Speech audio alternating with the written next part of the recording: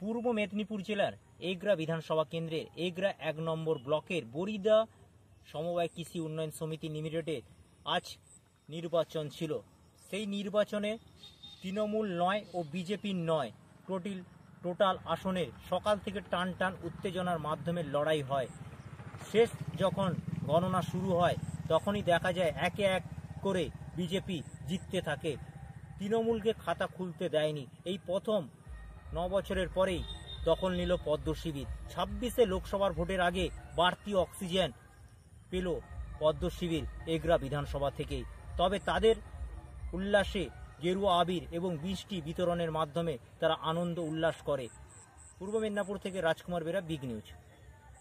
2026-এর নির্বাচনের আগে এগরাতে সমবায় নির্বাচনে গেরুয়া ঝড়, ধুয়ে মুছে সাফ তৃণমূল।